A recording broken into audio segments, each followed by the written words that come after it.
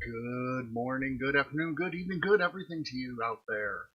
This is Antagonizer here, back with you with Aviary Attorney, Part 2. We are back with Aviary Attorney. We are doing a little mini play of it, just for 2 days, because we got stuck due to Andromeda, Mass Effect Andromeda, the trial not lasting as long as I hoped it would. It kind of petered off at the end of the first world. Didn't even let you complete the first world, which I thought was kind of BS. If you were trying to show the game, you talked through 40% of the trial period that I played. I played about 6 hours worth of it, and yeah, uh, I wasn't about to put up with a game that wasted all your trial on talkie bits and without really showing you much really about the game. So we're doing a little bit of Aviary Attorney to round out uh, the week. So give me one moment, just got to get the shares out, and we will get started. There we go. Perfect. All right, let us continue. And last time on Aviary Attorney, J.J. Falcon visited. Okay, let's start with what the situation is. Monsieur Grenouille, the business partner. I'm already messing things up, and I got a lot of speaking to do in this. The business partner of Cataline. Let's see, where's my Facebook? And you'll understand when I say Facebook here in just one moment. Here we go. Here is Michel Grenouille, the froggy businessman who was found murdered at Chateau Crinière. A colleague of Perrotois, this man, this gentle cat right here, and Roguer. Again, I'm saying these names horribly wrong, and I do apologize. The great lion of Chateau Crinière, a ruthless businessman. And there's us, of course, and our trusty lackey, as is put here, a handsome fellow named Sparrowson, and the woman accused, the woman cat accused of the crime, Cataline Dimiao. We met a few other characters. We have the maid. We have homeless people, I think. And we have Quark, a jailkeeper that we've met. And we are trying to solve the murder of Grenouille. So, let us go. Oh, we also met the photographer, Roberto de Robinho. Alright, that's what our inventory is. Let's close that up. We need to... Here we go. Alright. Let me get my tea ready. Hold on. This time I came prepared.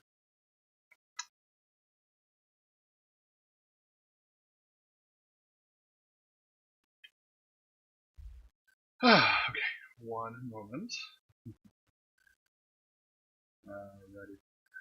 Falcon, it's the trial day. Stop messing around. We need to head to the courthouse already. I was just... No, we're going to be late. Dun dun dun. Alright. Let's see, we've been all of those places to the Palais de Justice. The High Court, a place reserved for the most serious of crimes. Dun dun dun. Falcon and Sparrowson stand inside the marble portico of the Palais de Justice, waiting for the opening of the Tribunal de Grande Instance. Are you nervous, Falcon?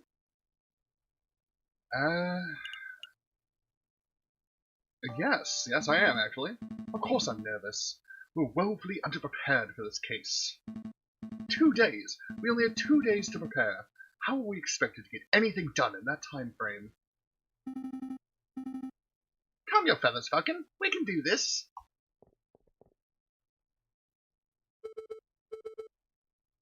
Monsieur Falcon, Petite Sparrowson, is there anything you need me to do?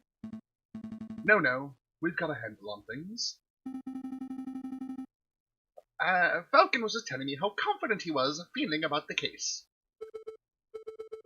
That's wonderful. I just know you two will fulfill. Let's move it along, fellas.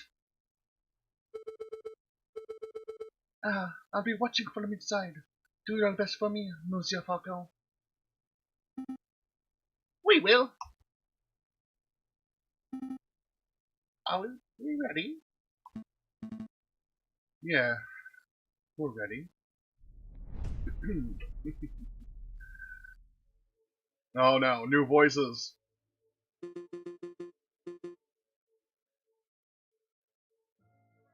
Like to settle down, everyone. Settle down. Wow, I don't even know what accent I'm going for right here. Is everybody here? J.J. Falcon present. The defense is ready, Your Honor.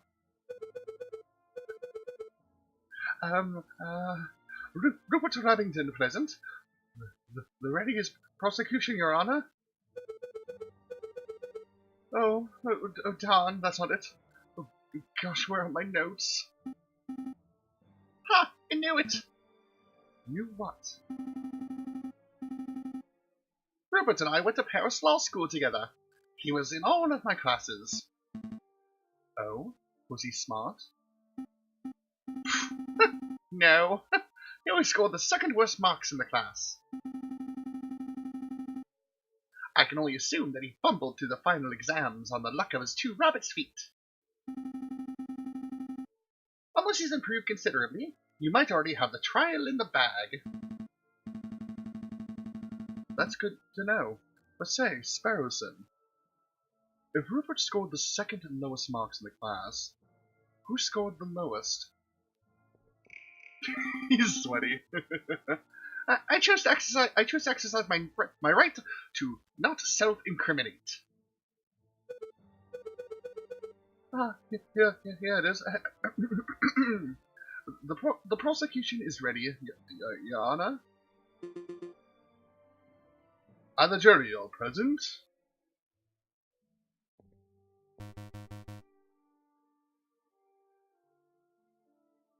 I don't even know what voice to give this guy. Oh boy. All present accountable for, Your Honor. Hey Falcon, I thought there were only 6 members of the jury for cases like this. Why do I count 8? Oh, those 2 birds with the funny hats are assessors? The associate judges. Everything seems to be in order, so let us begin. The court is now in session for the trial of Dame Cataline de Miao. Prosecution, please call your first witness to the stand. Oh gosh, are we there already? Okay. I choose to call the officer in charge of the murder investigation, Inspector Voltaire, to the witness stand. Inspector Voltaire, please approach the stand and recite the oath. Aye, as you wish, Your Honor. I swear to speak without hatred and without fear, to tell the truth, the whole truth, and nothing but the truth. I'm sorry, he's got a pirate hat and a patch on his eye, so he's a pirate now. Monsieur, no, Inspector, please state your name and occupation for the record. My name is Inspector Justine Voltaire. I am a servant to the law, a scourge of the gutter rats that plague the city.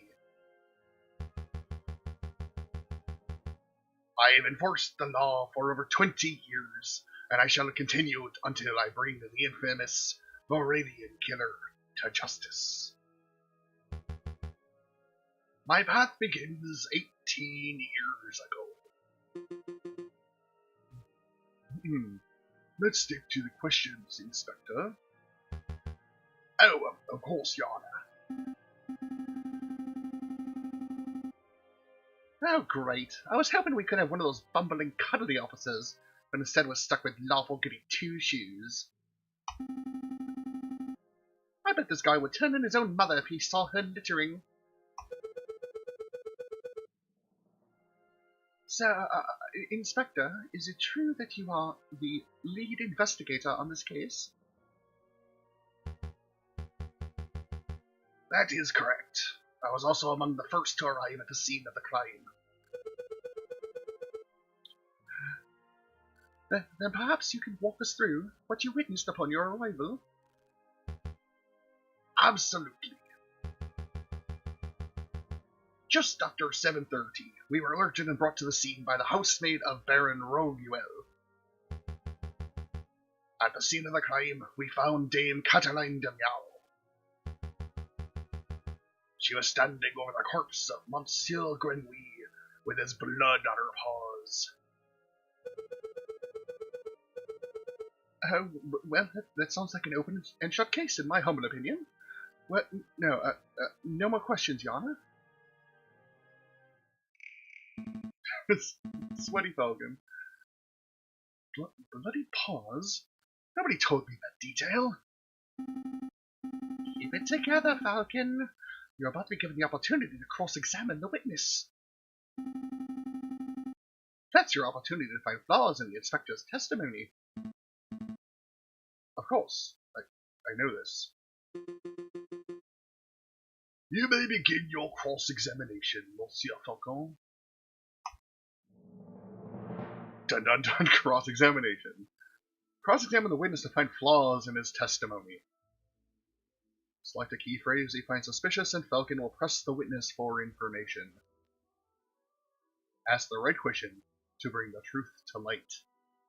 Avoid pressing for pointless details. The judge and jury don't like having their time wasted. Select a statement to question. We were alerted and brought to the scene by housemaid. At the scene of the crime, we found Dame Cataline. She was staring at a sliced open corpse. With blood on her paws.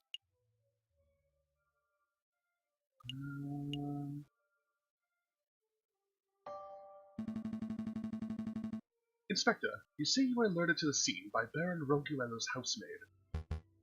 That is correct.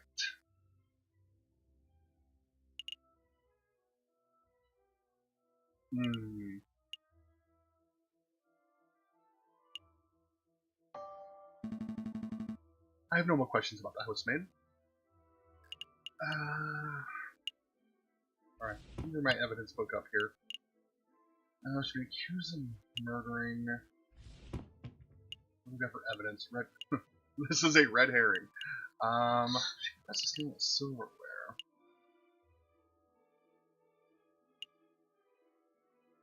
Legal aid. Photographer. 19 francs. That's not gonna help me. Alright. Standing with a slice of. I would like to ask about the corpse of Monsieur Grenouille. Go on. Tell me about the slash. Inspector, can you describe the cut on Monsieur Grenouille's corpse? Aye, certainly. It was a single vertical slash. It was a fine and deep cut, something you would expect to see from a sharpened saber or a surgeon's knife. A cat's claw? Certainly. Wait. You said a saber or knife could inflict the wound. Isn't this a line of investigation that's worth pursuing? Don't be daft, Falcon. Did you hear her say anything about a knife or sword at the crime scene?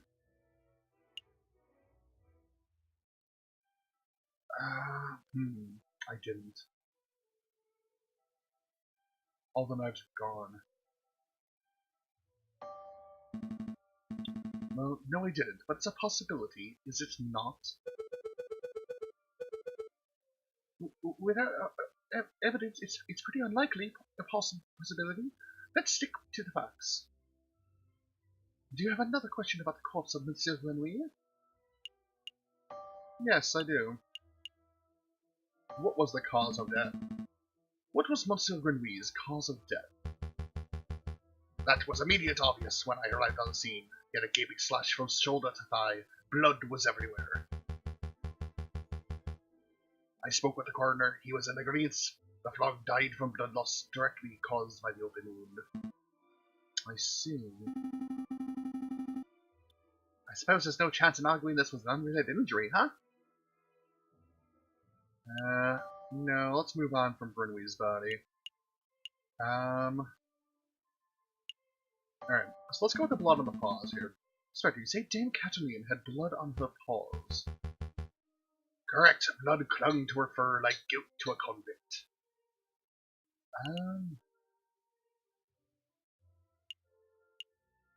How much blood was there?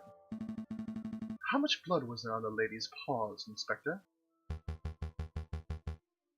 Enough to be clear that she had dirtied her hands on the victim's body. We noticed blood under the suspect's nails, around her fingertips, and even a little around her mouth. Her mouth? How vile! The inspector's answer seems pretty definitive. Yes, I have more questions. Whose blood? The stake! Whose blood was it? Ha!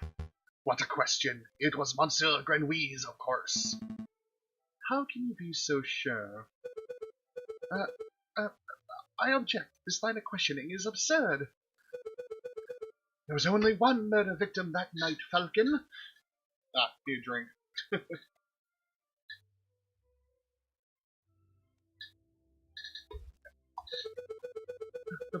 The blood on Dame Cataline's paws could have only belonged to one person, Monsieur Grenouille. Judge! Falcon's trying to delay the trial by asking pointless questions. I'm afraid the prosecution may have a point, Monsieur Falcon. Do you have any reason to suspect that the blood belonged to someone other than Monsieur Grenouille? I do. I do, Your Honor. Actually, I have more than suspicion.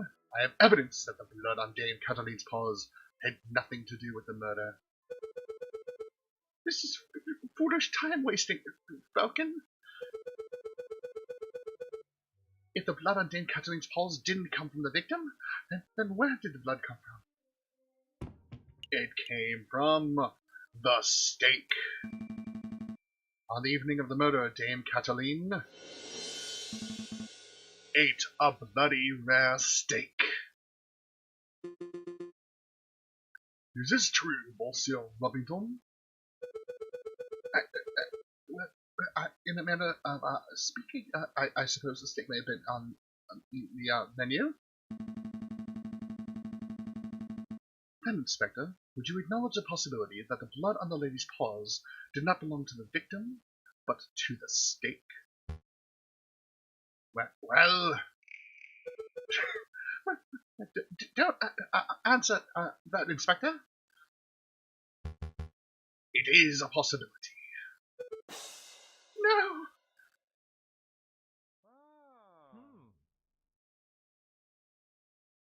I gained a little favor from the jury. So, Inspector Voltaire, is it possible that you arrested an innocent bystander simply for being a messy eater? Now, hold on just 1 minute, Falcon. You're overlooking something quite crucial. Dame Cataline is an elegant bourgeois kitten. She was no doubt brought up with flawless etiquette and perfect table manners. At the begging, she would eat a fork in her left hand and knife in her right, like any proper civilized animal. How could she have possibly gotten blood on the paws with such good manners? Oh, that is a good question. Or at least, it would be at any ordinary dinner banquet. But as it happens, something was missing from that particular banquet. Something that forced Dame Cataline to eat with her paws. Dame Cataline was forced to eat steak with her pals because the silverware in the household had previously been stolen. Stolen? I don't recall any mention of that in the police report. We weren't aware of anything missing from the Roguewell residence when we performed the initial investigation. But, as it happened, Baron Roguewell approached us about this very subject last night.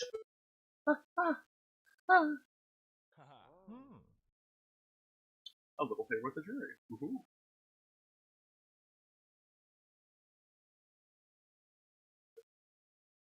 Almost threw an entire bottle of tea. What's the meaning of this? Bloody steak. Misplaced silverware. Inspector, was your investigation so lax that you overlooked these basic facts in your initial report? Lax? My investigation? Judge, I assure you I'm the most thorough investigative officer on the force.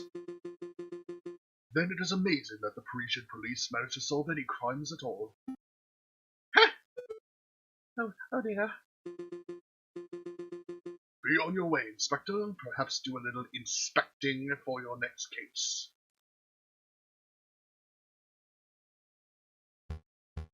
Fine, so be it. Messieurs, until next time. He fades away. Prosecutor, I trust your next witness is ready. Yes, of course, Your Honor. I call upon, let's see, Monsieur Roberto de Ribino, the photographer who attended the banquet on the night of the murder. Monsieur Roberto Robinho, please approach the stand and recite the view. I forgot what voice I gave him. How does it go? I swear without hatred and without fear to tell the whole truth and nothing but the truth. That is his voice, and I'm sticking to it. It's a little cliché, to be perfectly honest. Could the witness please introduce him for the court record? As if anyone in the courtroom doesn't immediately recognize me. I am the great Monsieur Roberto Robinho, cutting-edge photographer and visionary.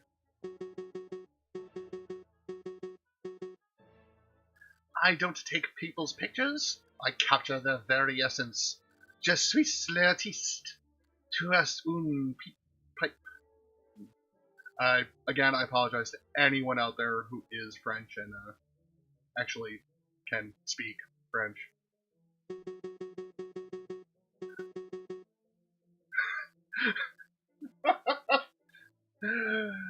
You may have seen my works in hip magazines L'Orange or Zest Charette. I can send you tweets if you like. What on earth is a tweet? Bird-to-bird communication. Come on, Falcon. It's the 19th century. Get with the times already. Yes. Your work is very impressive, Monsieur Robinho. But let's get down to business. Could you tell us your activities were on the night of the murder? Very well. I was hired by Baron Roguewell to capture the evening's events. I arrived at 7 in the evening. I pointed my camera and captured the beauty of the banquet in one fantastic photograph. Then I billed the Baron and left. Like a true artist. And with regards to the photograph itself, who did you photograph? I thought you may ask. I brought a copy so you could see for yourselves. Oh, very good. Let's take a closer look.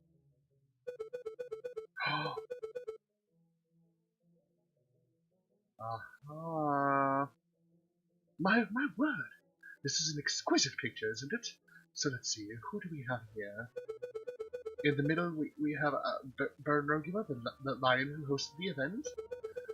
On the left, we see Signor Perrotois de Moile, the father of the pendant, Dame Cataline.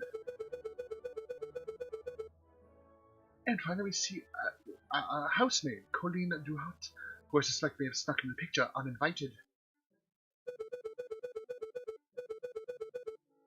As you can see, two people are clearly absent from the photograph. The first is the victim, Monsieur Grenouille. The second is the defendant, Dame Cataline de Miao. Quite suspicious, wouldn't you agree? Just a moment, Monsieur Rubbington. This proves nothing. So the defendant and the victim were not photographed with the others. That doesn't mean they were in the garden together at that point.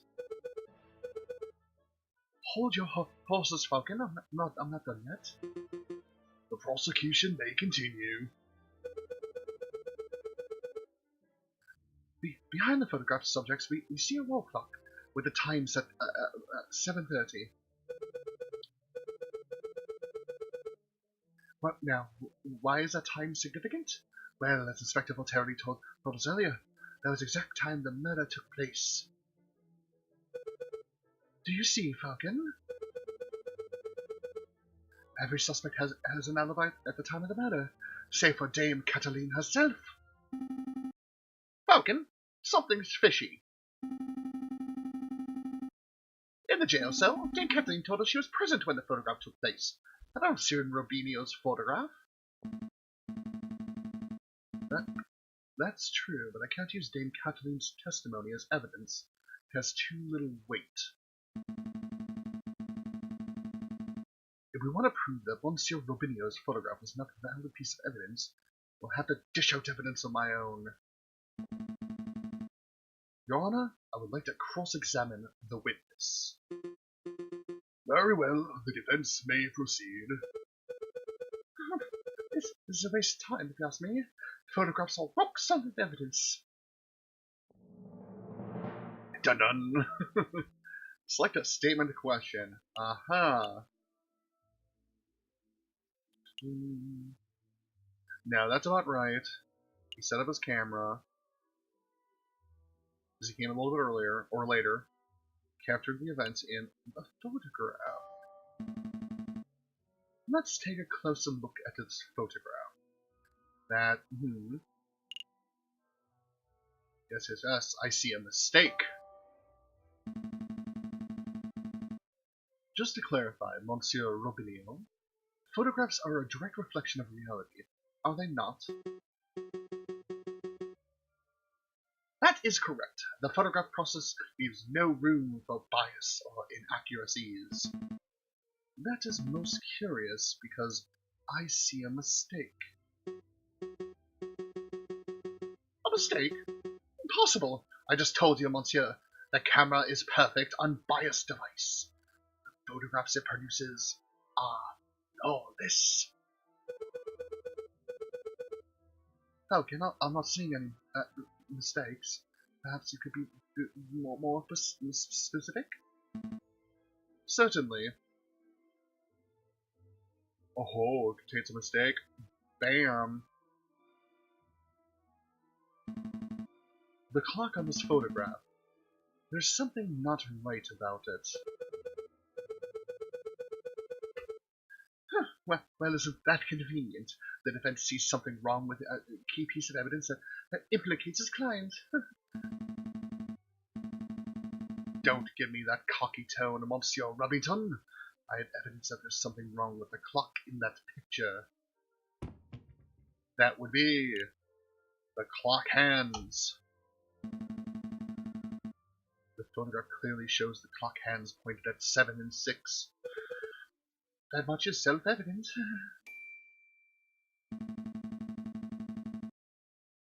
Which is most curious because the clock in the lounge of Chateau Crinière has no hands.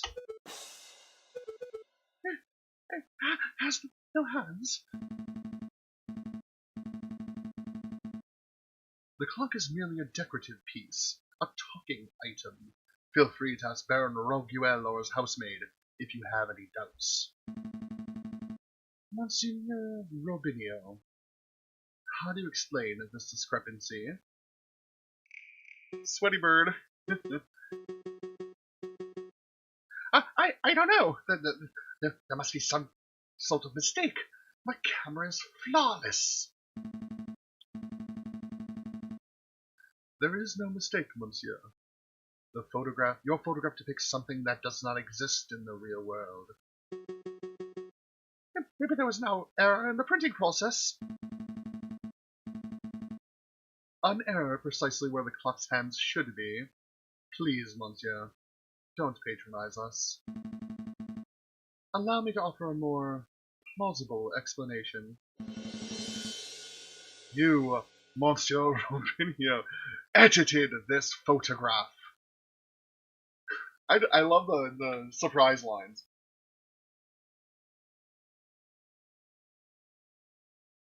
Hold on, just grabbing another bottle of tea. Bear with me. Went through a whole tea in half an hour. Okay. Edited.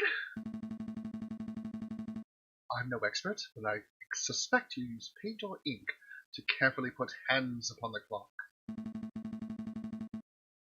It would have been a simple task, considering the clock face was bare. One could even speculate that you specifically chose to include a handless clock in the photograph just to simplify the editing process.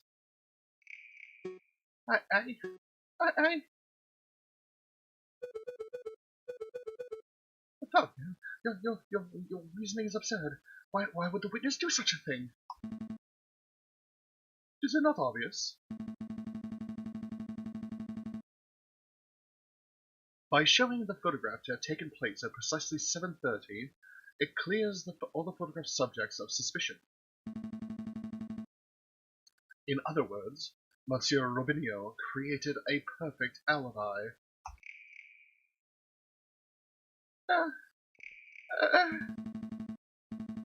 Of course, this raises further questions. Who is the witness protecting? And why? Was Monsieur Robinho coerced? Bribed? Threatened? He's so sweaty. Enough silence. Let's hear some answers, Monsieur Robinho. Fine, you got me. I'm guilty. I did it all.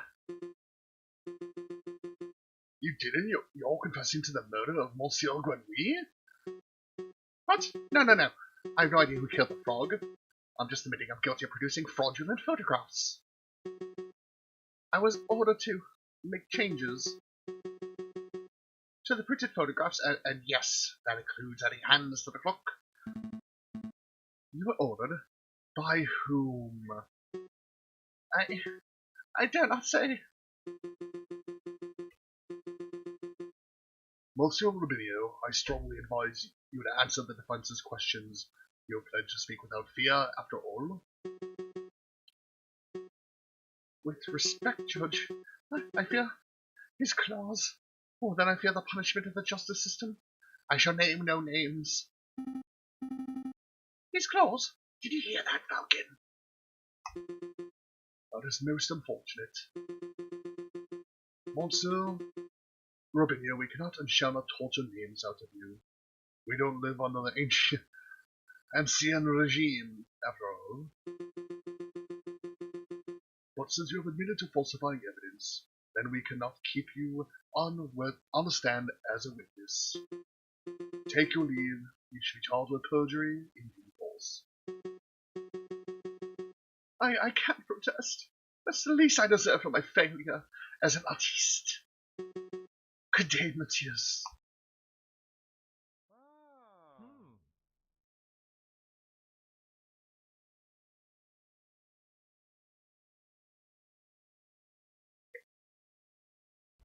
Okay. More favor.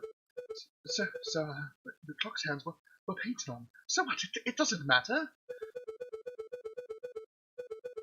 The photograph still depicts Dame Catalina as absent close to the time of the murder. That's significant.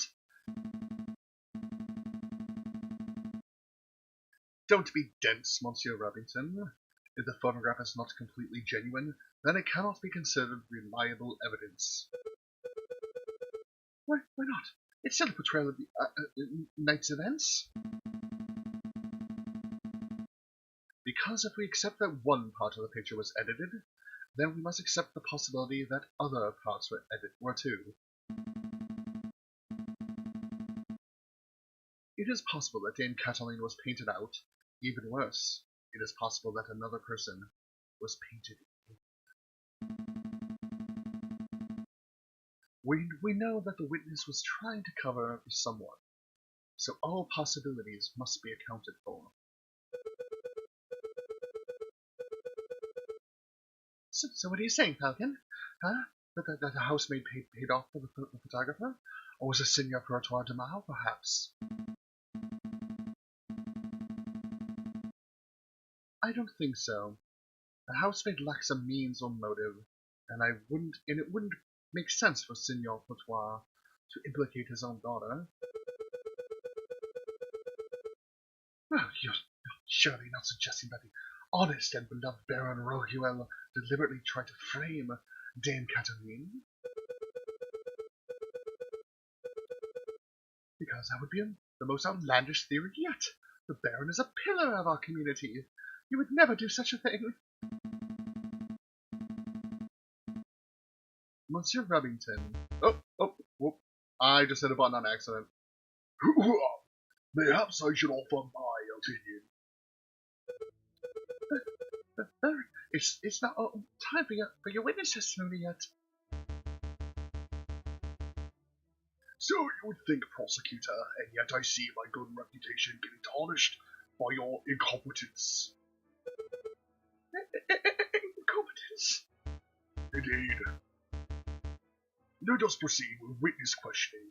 Is that fine with you, George? Yes, I suppose that's fine. Very good, and I trust that the defense has no objections. No. No objections here. Fantastic, but before I forget, I pledge to speak without fear or prejudice, etc., etc. Now, prosecutor, ask me what I witnessed over the course of the evening. Okay. Baron Rugman, on the night of the initial dinner went magnificently. When the photographer arrived, Monsieur Grenouille left to visit the garden. Dame Cataline followed behind. Moments later, the Signor Portois, Monsieur Robinot, and myself were engaging in conversation, so we paid her no mind. After the photographer had left, my housemaid left to go find Monsieur Grenouille and Dame Cataline, and that would be when I heard her cry for help. Thank you, Baron. I think we all know the story from there. I would like to cross-examine the witness. Do you doubt my integrity, garçon? I'm just here to uncover the truth, Baron. Very well then. Hit me with your best shot. Let us establish with absolute certainty that I, Baron Roguel, am an honest man.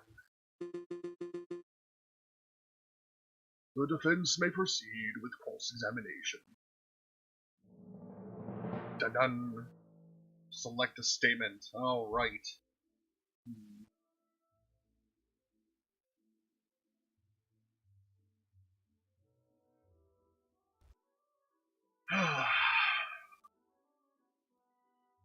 Garden.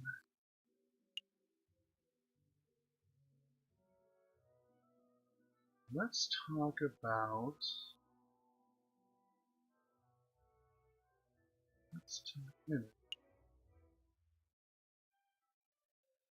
Then how could she be in the picture?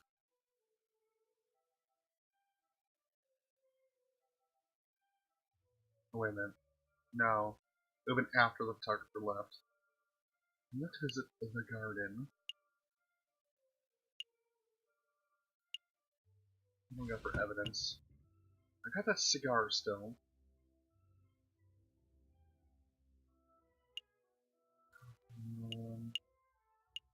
I got a red herring. That's not gonna help me. Alright, let's talk about the dinner first. I'd like to ask you about the dinner you served that evening. Very well, ask away. Regarding the stolen cutlery. Earlier today, we established that silverware was stolen from your residence prior to the banquet. Indeed, I am aware who the culprit was, but I've decided not to press charges. It is curious, then, that you decided to serve steak. It isn't what one would describe as finger food, after all. I don't know, Sparrowson. Or, I don't know about that, Falcon. With the right attitude, all food can be finger food.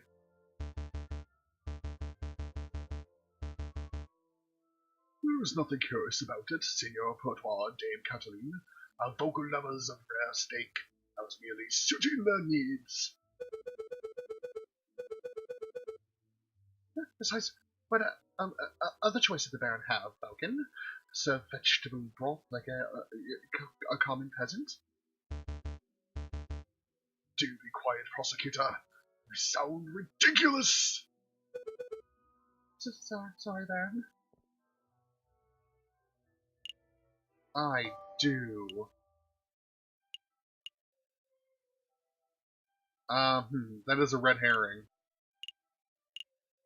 No, never mind. We're gonna go to a different topic here. He left his garden.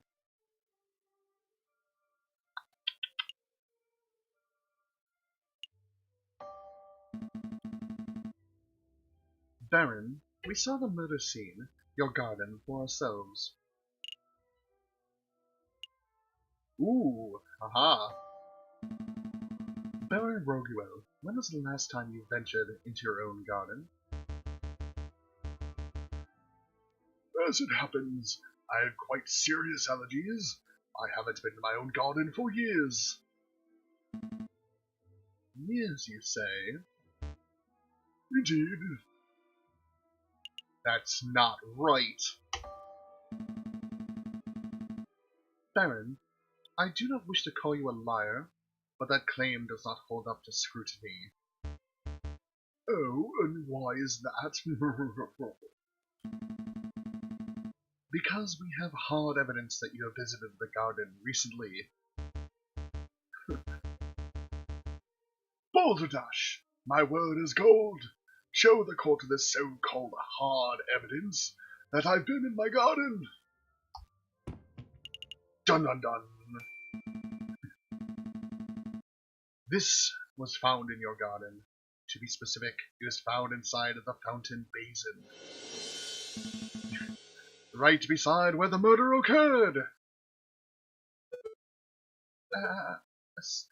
Cigar butt?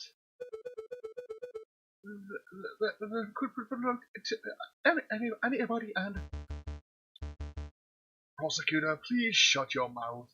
I can speak for myself. Okay, I'm sorry, Baron. That is indeed the remnants of one of my cigars. But I must apologize, Monsieur Falcon, for I misunderstood your initial question. You see, prior to the banquet, I hadn't visited my own garden in years. But naturally, after hearing the housemaid's cry for help on the evening of the murder, I rushed outside. I was shocked and disgusted by what I saw. That must have been when I dropped my half-smoked cigar in the fountain basin. You see, again, that's a perfectly reasonable explanation. I would find that believable if the cigar were casually discarded.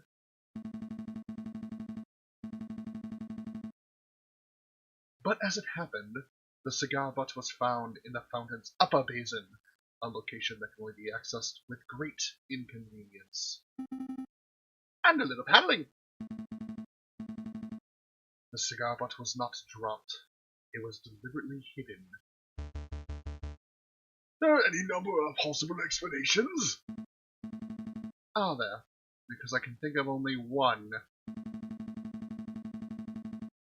It is that you, Baron Roguel, deliberately hid your cigar butt to disguise your own illicit activities.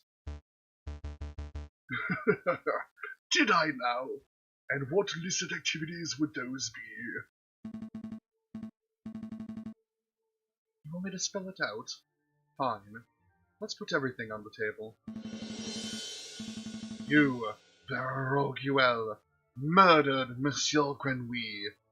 That is what you're trying to keep hidden. Directly accusing me of murder. How shamelessly brazen. That is a ludicrous accusation, Falcon. The Baron is an upstanding citizen of the highest order. Your allegations are baseless. You have no evidence, no means, motive, or opportunity. No evidence. Think harder, Monsieur Robington. Every piece of evidence points to the Baron Roguel as a prime suspect. You want means? The Baron certainly had the means.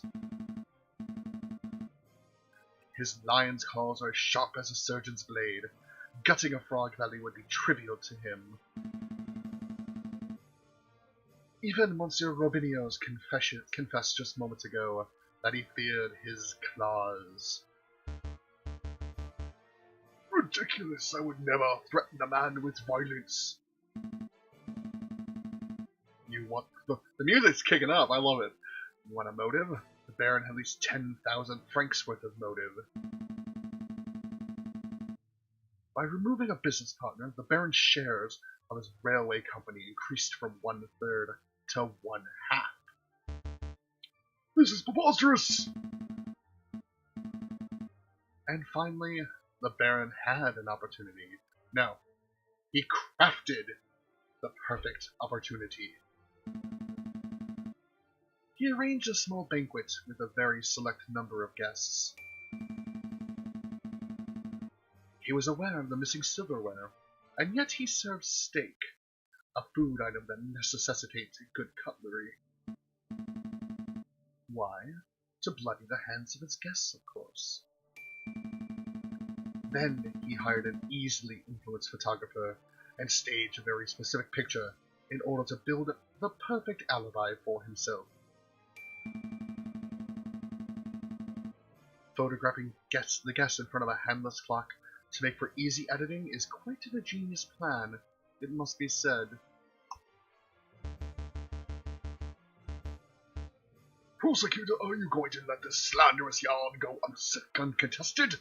Say something! Object!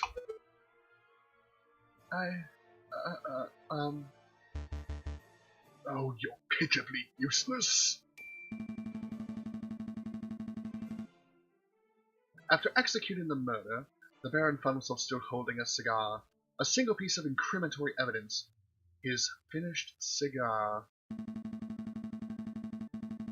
He knew that leaving it at the crime scene would raise suspicion, but he didn't have time to properly dispose of it. So, out of desperation, he threw it in the fountain, out of the sight of his guests and any snooping police. I imagine the Baron was hoping to implicate Signor Purtoir de Miao, since that would ensure total control over his railway company. Alas, Dame Cataline was the first to happen upon the crime scene, so the Baron improvised. Judge, this is an outrage. Judge, I demand that you dispel this ranting lunatic. No, there is only one outrage here. That is, that a man like yourself is able to abuse his wealth and status to frame an innocent girl for murder. You're a bourgeois of the worst kind. How dare you, Garçon! Yet a nerve for a lying scumbag of a lawyer to accuse a philanthropist like myself of something so heinous! I'm nothing like that fat cat bourgeois. Bourgeoisie. There we go. I am a respectable, hard-working capitalist! No, you're a ruthless man who would slaughter a dear friend just to reap a few francs. You incredulous whelp. I ought to gut you right here now, like a damned frog.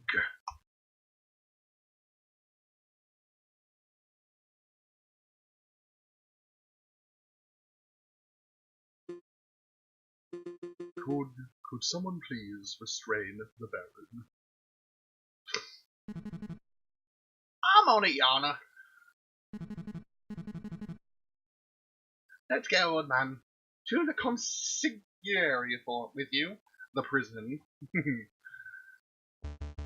Don't touch me, filthy jackdaw. I can walk myself.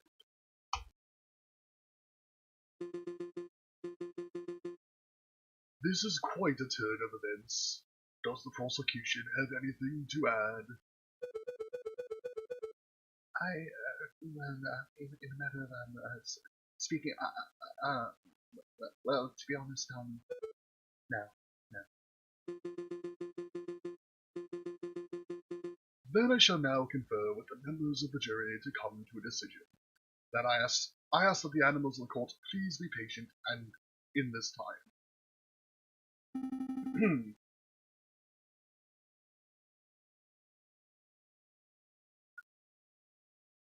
Falcon, that was pretty incredible.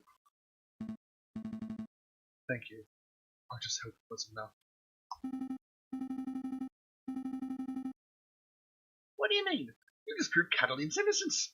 We'll get that not guilty verdict for sure.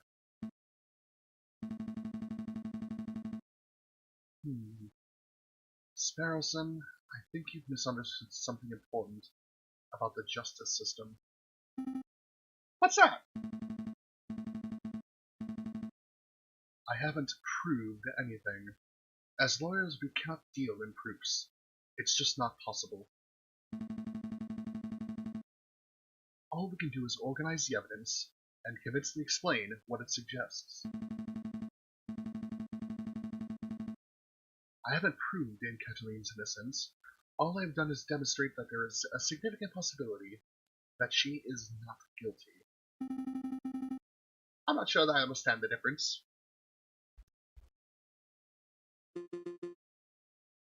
We have reached a decision. In light of the recent revelations, it is clear that an error of judgment was made with the initial arrest. On that note, we unanimously find the defendant, Dame Cataline de Miao, to be not guilty.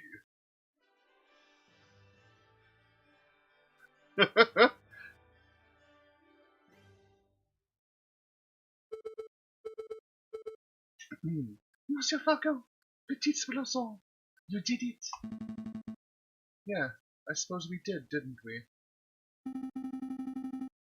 We should head back to the office so we could celebrate properly. You did it, Falcon! I can't take all the credit. This was a group achievement. I am so proud of you both. I'll go get one bottle of wine and 3 of our least dirty glasses. You are amazing, Monsieur Falcon. It was nothing. I very much liked the way you pinned the murder on the Baron. That was an act of sheer genius. Well, I didn't pin anything. Sparrows and I just worked at unveiling the truth, given the facts of the case. Uh-oh. Monsieur Falcon, there's no need to play coy. The case is over. Play coy? Don't tell me you're actually being sincere. I'm completely lost. Uh-oh. Uh-oh. Uh-oh. Uh-oh. Uh-oh. Uh-oh. Oh, wow. I thought this goody-goody thing was an act, but you actually don't know. Alright. I'll spell it out for you.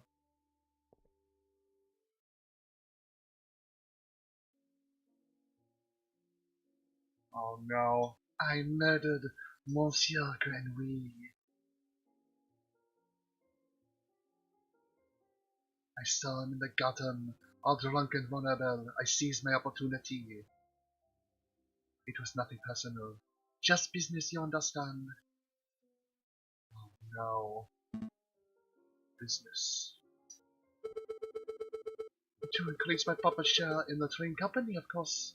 My papa always said that the drunk goat flag was the weakest link. Your confession doesn't make any sense at all. I found Baron Roguewell's cigar butt hidden in the garden. Oh, I put it there. I expected the police to find it, but I suppose it was putting too much faith in the brains of Parisi's finest. Oh, Falcon proved that Monsieur Robillion's photograph was edited! It was edited. I wasn't in the picture because I was busy paying a visit to Monsieur Grenouille in the garden. My papa knew I needed an alibi, so I ordered Monsieur Robillon to paint me over Baron Roguewell and to add hands to the clock. But the lazy artist didn't manage to finish altering the photograph by trial day. It's a good thing that Monsieur Falcon was so imaginative, because that could have gone very badly. Oh, Falcon, you've been had. You have two sparrows, and don't lie. What's with the silence? You should both be proud. There aren't many lawyers in the whole of France who could have won a case like this, even for a bourgeoisie kitty like me.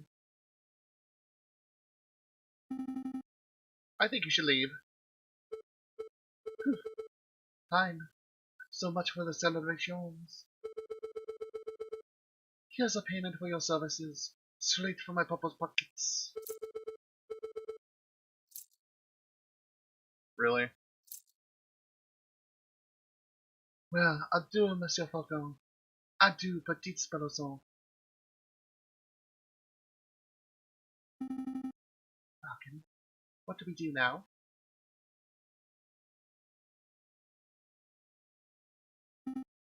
Falcon?